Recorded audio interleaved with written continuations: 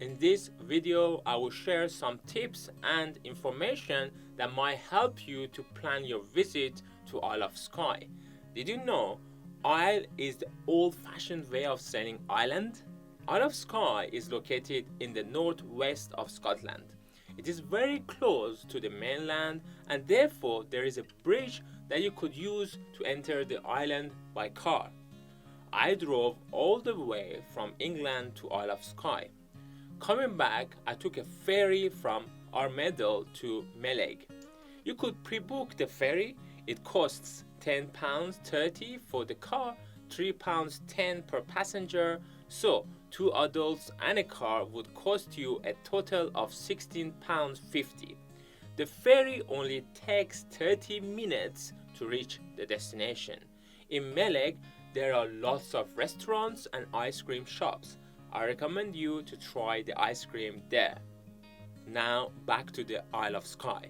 We camped for 4 nights at 2 different campsites.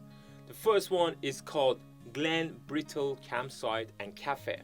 It costs only £11 per person and you don't have to book in advance. All you need to do is to drive there to the reception and pay there. They accept credit cards. The receptionist told us we could book every day for the next day, but we decided to book for 2 nights anyways. Then you could set up your tent anywhere on the campsite except the areas allocated for tent plus electricity or motorhomes. You could get the sea view from most parts of the site, but some with restricted views. So, the earlier you're there, the better spot you'll get. The campsite has a great access to the beach.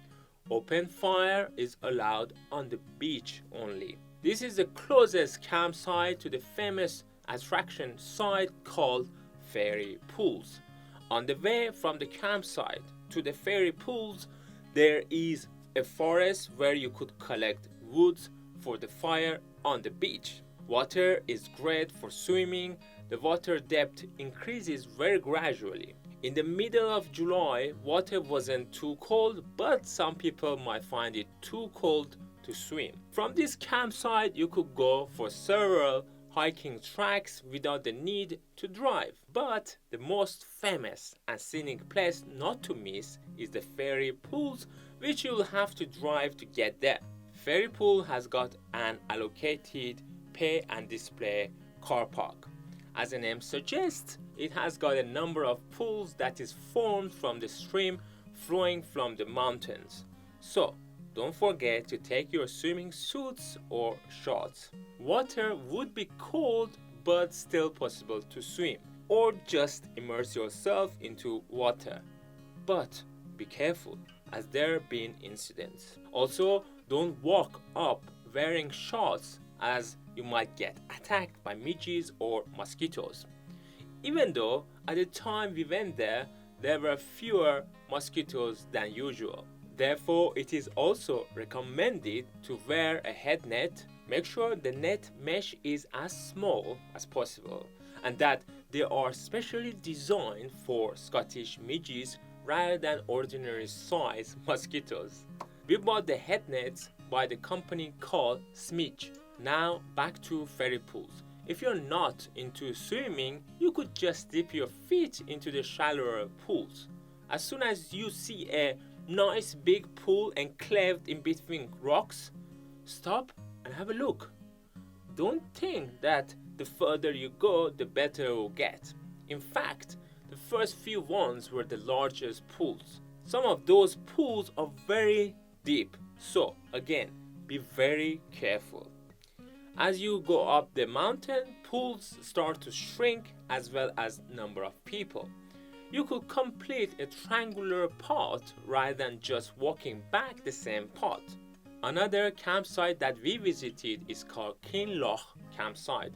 It is also costs £11 per person per night. However, you will have to book in advance.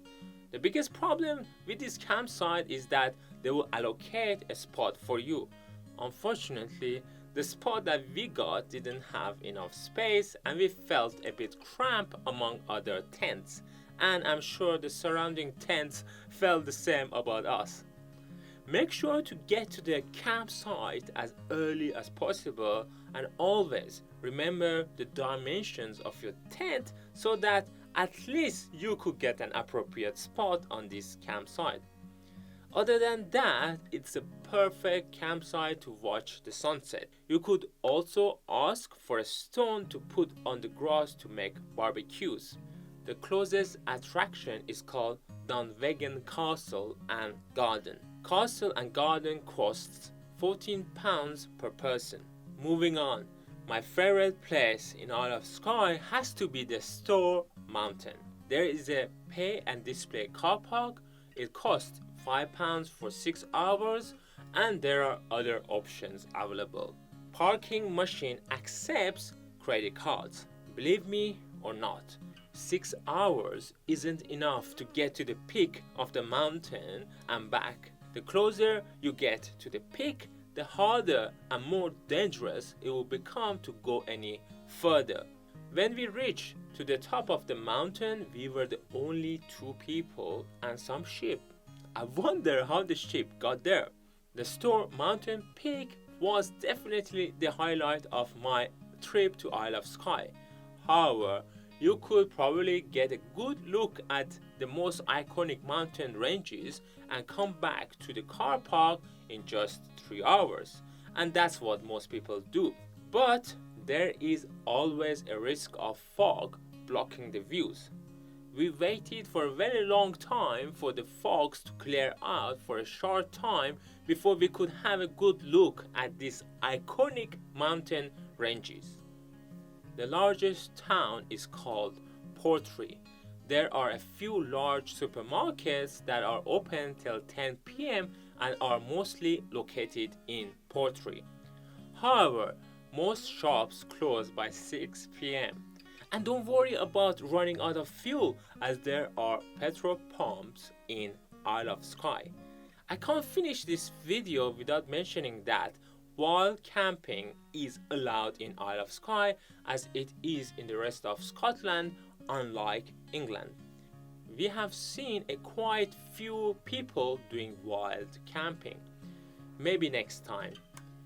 I hope I was able to give you an idea of what to expect from Isle of Skye.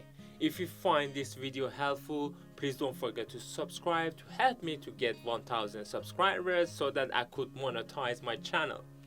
And if you still have any questions or you want to add something that I have missed, please put that in the comments below. Until next time, bye bye.